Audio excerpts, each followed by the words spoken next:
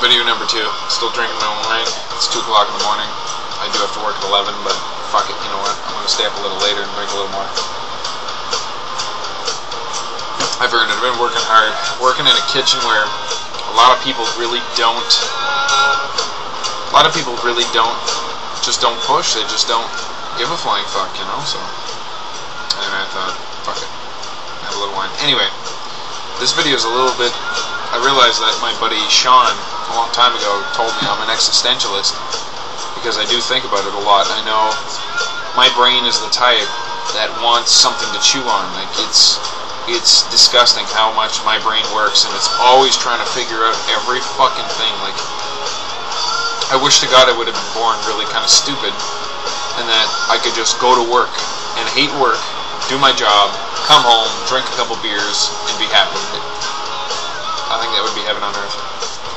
So anyway, I sit and I think and crunch all numbers all day. When I'm doing anything, I'm usually kind of hashing it out. And I mean, a lot of people, I'm sure, they stop and think, why the fuck are we here, you know?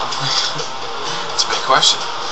You know, I've already did a little rant on God. I'm sure God exists. I think my buddy John put it best, and he says that it takes a leap to not believe in God, to believe that there is nothing. So he's a pretty firm believer, and you look in his eyes, you can tell he's pretty fiery about it, and that kind of seems right, that there has to be something. I mean, we're on this little rock out in the middle of ass nowhere, and there's nothing else in the universe, like not a drop of life anywhere. So it's almost like, if there is God, he said, you know, I'm going to give you guys a playground, and obviously, if you guys find the end of it, like it's like a cartoon. If you run past where we've drawn, then obviously you're going to run into nothing, so we can't have that. We've got to have, first of all, you'll get your cities, and the city's pretty big, and then you realize the city belongs to a country, the country's huge. The country belongs to continents, right? Continents are humongous, and then you got planet Earth, which is really big. But then you expand beyond that, and then the ocean, of course. You expand beyond that, and all of a sudden you got this fucking universe that's measured in light years because it's so big. So God said, okay, I'm just going to get ridiculous and make sure no matter what happens, you guys never run out of things to explore and find and play with and all this other shit. No, most of space, and I mean like fucking 99% of it is empty. Like there's nothing there. It's just extreme distances between points of interest. That's all it is. And ironically, everything is shaped in kind of... reminds me of a molecule almost, because everything kind of circulates around everything else. I mean, our galaxy turns in that type of thing. It's just, it's fucked up how things work. You back up enough and you get these kind of similar patterns. Anyway, existentialism, it's interesting, because you're always wondering why you're here. John broke it down for me because I was kind of having paranoid issues, and he said, look, okay, there's 2 possibilities, right? You die, there's nothing. You die, there's something. That's as complicated as it needs to be. And everyone's got the kind of fear because you don't really know for sure. As much as you believe in God, right, as much as you believe that there's something, you know that you don't definitely know for sure. I mean, no one really knows for sure. That's kind of the fun of life. Because if God came down and said, hey, don't worry, because, you know, when you die, you'll come to me and, you know, I'm real, and all of a sudden people's attitudes would change, and you'd be kind of a little more lax, and you wouldn't take things as seriously, but when you have lack of evidence, that's when you really gotta kind of play your cards right, make sure you don't fuck around, you know, try to be safe. Not everyone is safe, but it just happens. So anyway, you got your one possibility where you die and there's nothing, and that's just cold hard science, and we're here to reproduce, and that's it. Fucking God knows why. If there is nothing, I'm extremely disappointed that we keep this chain going, and, you know, there's nothing. Like, what the fuck? What a ripoff. So everyone, myself included, is much happier with there's something else. Even though if there's nothing, you die and you get to sleep forever. So I mean, sleep is great. There's no fear, there's no hunger, there's no nothing. You're not there anymore. It would be extremely relaxing. And then the other possibility, of course, that there's life. So if there is a second possibility that there is life, there's something after you die, then there's many possibilities with that, of course.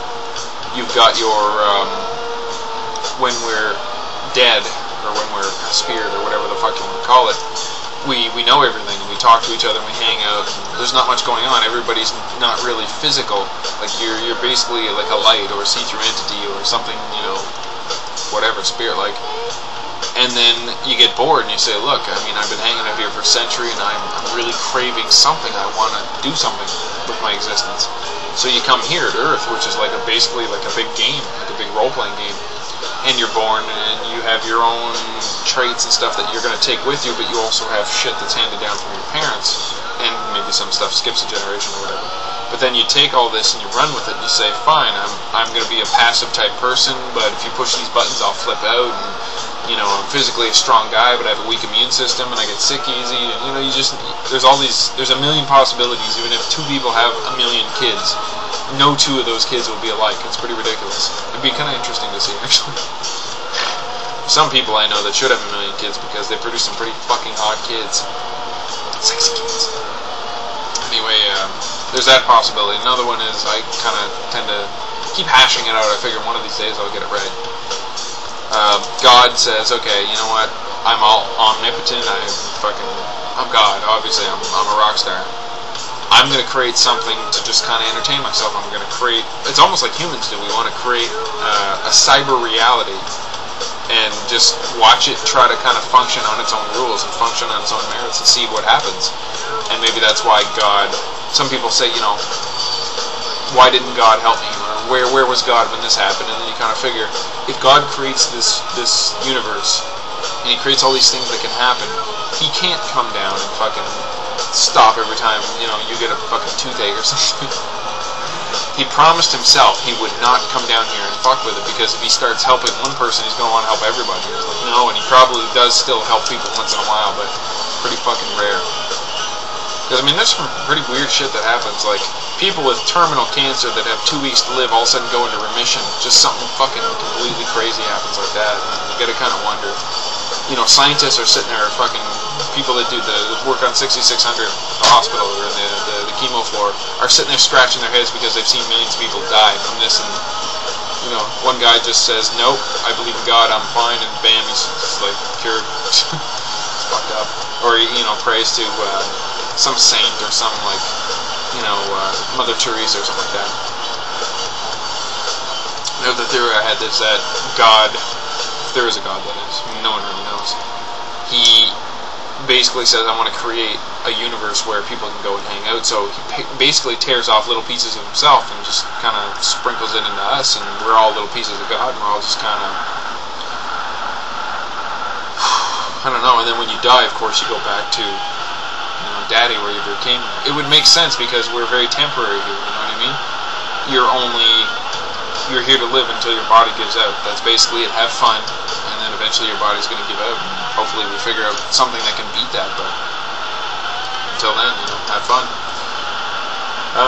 Another one I had was not really putting much weight on where we come from, but when we're here, everybody's got a soul, of course, and basically you're trying to find somebody who's your match. Like everyone, you know, this is kind of a romantic idea. I don't really put much weight on romance because there's so much emotion and so much weird shit comes up when you're with somebody. Sometimes you just want to fuck somebody because they're hot and you push your buttons and your DNA fucking screams for them.